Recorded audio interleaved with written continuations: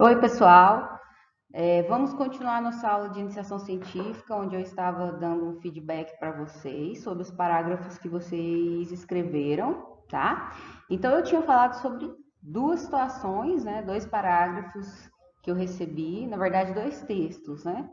E hoje eu vou comentar mais um pouquinho, alguns textos, e vou falar um pouquinho sobre citação, tá? Que muita gente esqueceu, que eu tô vendo que vocês estão perdidos, então eu vou dar uma noção sobre citação e depois a gente vai aprofundando quais são as regras vigentes e a forma correta de escrever.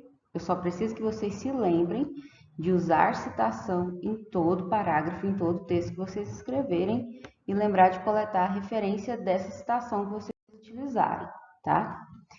Então veja só, eu recebi aí esse texto do grupo da homofobia.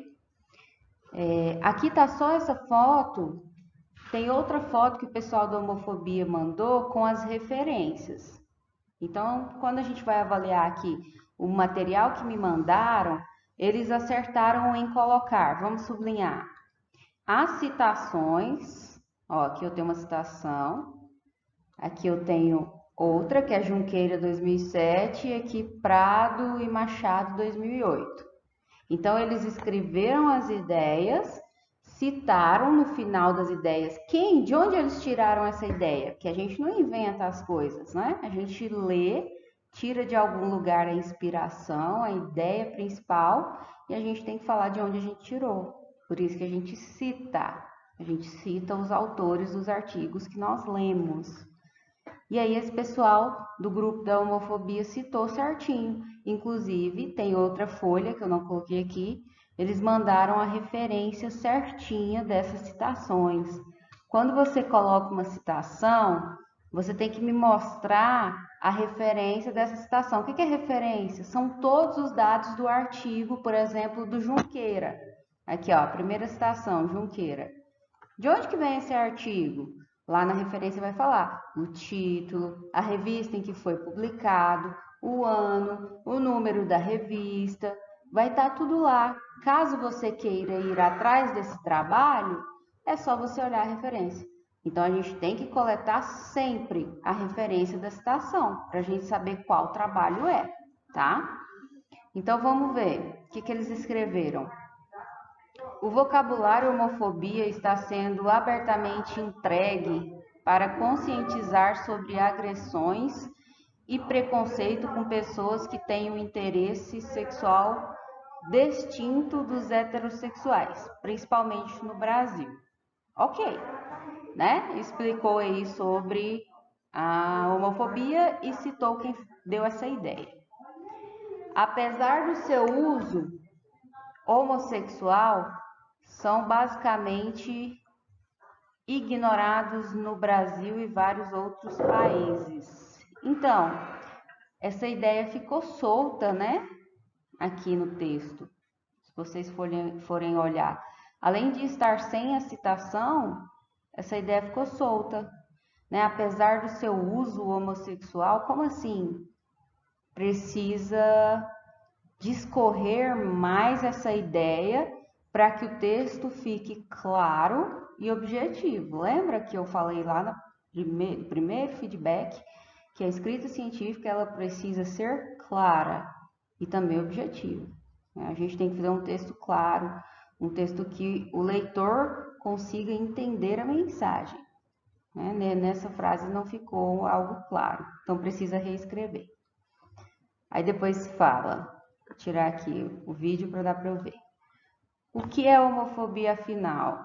É o ato de ódio, agressão e medo irracional que é crime, que foi criado em 2006 e aprovado pela Câmara dos Deputados do Brasil em 2008. Costa e Nardi 2003. Bom, aí pode tirar esse nome aqui, ó, A e B, que se refere ao nome, o sobrenome e esse HC. Aqui a gente vai usar ponto e vírgula, e aqui uma vírgula, vou explicar já já, tá? Só para a citação ficar correta. Mas enfim, esse parágrafo tem uma informação muito legal Lembra que eu falei que a gente tem que aprender a discernir o que é informação importante e o que não é, para colocar na nossa introdução, para que o nosso texto fique atrativo. Aqui a gente tem uma informação importante. O que é a homofobia mesmo? E detalhe, que ela foi aprovada como crime em tal ano no Brasil. Tá, importante. Mas a forma como foi escrita está um pouco confusa. Então, vocês conseguiram detectar uma informação importante que precisa estar no texto, agora é só trabalhar em cima dela e reescrever um pouquinho isso aqui, tá? Então, você pode pegar essas frases, reescrever de uma forma que o texto fique fluido, que o texto fique bem apresentável, fique claro, tá? Mas é uma informação muito importante e ela tem que estar no texto de vocês, tá bom? Vamos ver aqui outro exemplo. É o grupo do racismo, eu já li, né? Já, eu li para vocês na outra aula. Estava pensando aqui se eu tinha lido. Então, aqui está até com outra letra. Lembrando aqui, ó, aqui apresentaram a referência, ó, a referência organizadinha que eu tinha falado agora que vocês precisam coletar. A referência, ela traz o nome do artigo, ó, aqui o nome. Nesse caso é um livro, o nome do livro, onde foi publicado, ó, em Nova York, vendo? Então, ele traz as informações, o ano, 1990, o nome do autor. Aqui falta a editora também, tá bom? E faltou aqui nesse texto colocar a citação. Então, ele tinha que ter colocado aqui, Brahms, 1999. Fecha parênteses, ponto final, né? Aqui foi o grupo... aqui, ó, o grupo da homofobia. Então, olha no final aqui a referência deles, ó. Eles apresentaram o Junqueira, o Prado e o Costa. Então, eles apresentaram, além das citações, as referências. Então, tá certinho, beleza? Aqui é o pessoal do grupo da deficiência, né? Das deficiências. Então, a gente tem o grupo do Rafael e os demais meninos. Foi sem querer que apareceu o nome aí, gente, não era para aparecer. Mas todo mundo sabe de quem pertence a cada grupo, né? Então, sem problemas. Deixa eu ver se eu consigo ler aqui, porque a letra está um pouco clara, mas vamos ver. A discussão sobre a inclusão escolar dos alunos com diversas deficiências, tanto física quanto mental, foi reforçada no Brasil e no mundo na década de 1990. Segundo o Censo Escolar de Educação Básica na escola, segundo o Censo Escolar de Educação Básica, vírgula, nas escolas regulares, enquanto somente 39% foram em escolas, eles queriam colocar, foram matriculados em escolas específicas e classes especiais. Acho que faltou alguma palavra aqui. Contudo, hoje são alunos matriculados em classes regulares,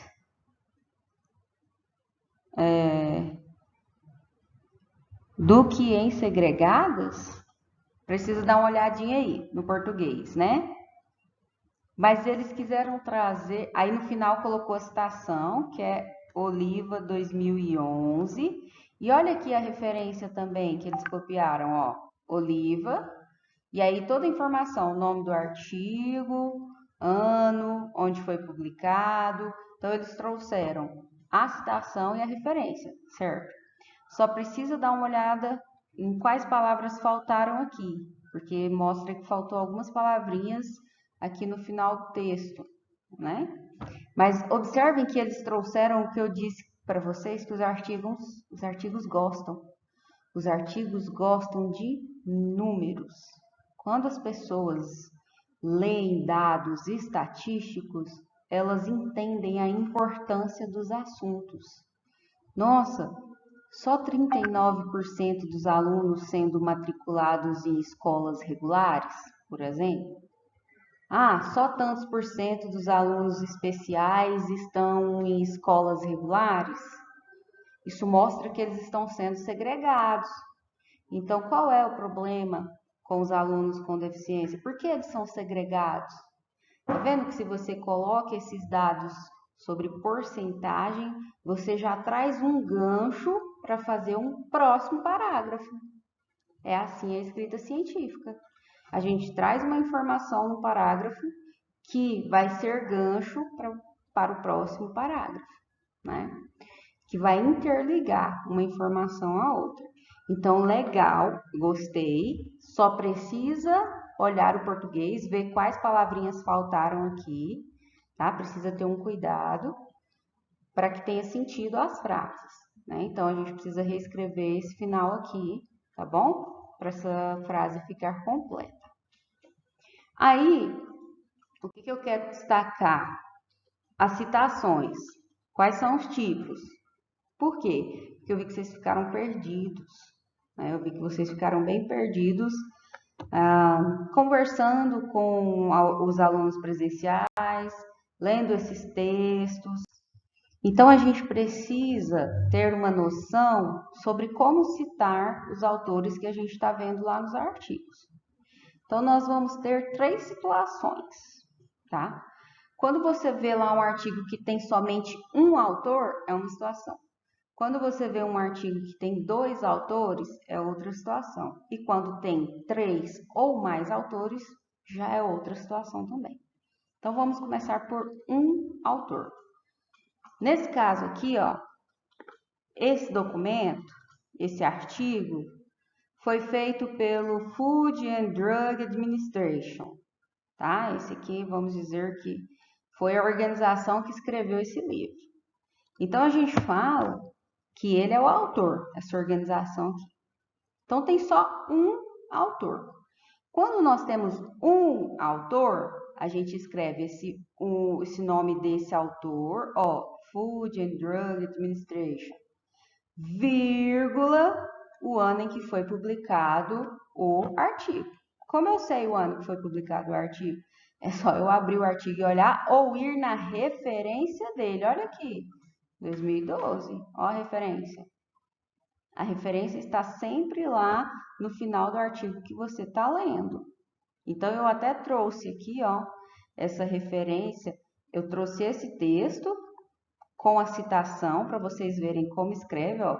A citação, vírgula, o nome do autor, vírgula, o ano. E eu trouxe a referência para vocês não esquecerem de coletar a referência, porque é ela que vai no projeto de vocês, tá? Às vezes, você vai achar documentos que estão disponíveis em sites, igual esse aqui, é um documento super importante, essa organização, e ela está disponível em um site. Aí a gente escreve o site todinho e põe quando a gente acessou. Qualquer site pode usar, professora? De jeito nenhum, que eu já falei para vocês. São documentos, esse aqui. Por exemplo, um documento do Ministério da Saúde. Aí você pode usar. Entendeu? Essa organização é tão importante quanto o Ministério da Saúde. E está hospedado em um site. Aí sim você pode usar. Agora, outros sites de revistas quaisquer, Isto É, Veja, blog não sei quem, já falei para vocês que não pode usar, tá? Então, quando tem um autor só, você vai pegar o último sobrenome do autor e o ano em que foi publicado esse artigo. Você escreve o último sobrenome do autor, coloca vírgula e coloca o ano em que foi publicado o artigo. Fecha parênteses, pronto, acabou. Quando tem 2 autores, a situação é um pouquinho diferente. O que você faz? Você vai pegar, olha as referências aqui em cima, ó, fazer uma seta. Nesse artigo, nós temos 2 autores, o Peter e o Thomas, tá? Como que a gente vai citar eles? Nós vamos pegar o sobrenome do primeiro autor, que é Berger. Vou colocar de outra cor aqui a caneta. Ó, Berger, primeiro sobrenome. vamos pegar o segundo sobrenome do segundo autor, que é Luckmann. Escrevemos o Luckmann. E aí a gente separa esses dois sobrenomes por ponto e vírgula. Separamos por ponto e vírgula, agora é só você colocar a vírgula e o ano em que foi escrito o artigo. Pronto, você já citou o artigo que tem dois autores. Está prontinho sua citação. Agora, se você estiver escrevendo lá no texto, por exemplo, de acordo com Bergman e Luckmann 2004, o preconceito é isso e aquilo, aí você não precisa colocar ponto e vírgula, você pode colocar e. Mas isso é só se você estiver descrevendo no texto. De acordo com não sei quem, tá bom? Aí vai usar o e. Mas se você colocar no final do parágrafo, igual a gente está colocando, lá no finalzinho, entre parênteses, vai usar ponto e vírgula. Não esquecer de colocar o ponto e vírgula quando a gente tem dois autores. E no finalzinho o ano, né? Em que foi publicado aquele artigo. E a outra situação é quando a gente tem 3 autores ou mais. Então, você vai olhar lá na referência do artigo. Ele tem 3 autores, tem 4, 5, 10, tem artigos que tem até 20 ou mais autores. Vai depender aí do artigo. Se ele tiver 3 autores ou mais, nós vamos utilizar aquela expressãozinha que eu já falei, que chama et al. É uma expressãozinha latina que significa e outros ou e colaboradores, tá? Então, por exemplo, olha aqui, eu trouxe 2 tipos de texto. Então, fala lá, uma das consequências da distrofia muscular é a diminuição da função pulmonar, Carmo, et al, vírgula, 1990. Fecha parênteses. O que significa Carmo et al? Carmo e colaboradores. Quem é Carmo? É o último sobrenome do primeiro autor. Então, para fazer citação, eu vou sempre pegar o último sobrenome do primeiro autor. Não se esqueçam disso, tá? Aqui embaixo, ó. Segundo Marcondes et al. Olha que agora eu estou descrevendo no texto. Então, segundo Marcondes e colaboradores, tenho que sempre colocar o ano, 2003, fecha parênteses. Aí ele continua o texto. A mesma hierarquia que organiza as diferenças entre trabalhos realizados por homens e mulheres possibilitou o não reconhecimento dos trabalhos que ocorrem na esfera doméstica. E aí vai. Então, o et al. É utilizado quando a gente tem 3 ou mais autores. Porque não justifica a gente ficar colocando um montão de sobrenome aqui. Beleza? Então, esse foi o feedback 2, tá? Dessa semana. Prestem atenção nas citações. Não se esqueçam de pegar as referências dessas citações. Não se esqueçam, porque elas vão para o projeto. Vou repetir 20 mil vezes, porque vocês estão esquecendo. E aí, agora, podem começar a escrever, aliás, a reescrever os parágrafos que vocês mandaram, para que eles fiquem mais claros e limpos. Então, de volta ao mão na massa, tá bom? O feedback eu vou dar novamente quando vocês me entregarem outro parágrafo. Um abraço para todo mundo e até a próxima aula. Tchau, gente!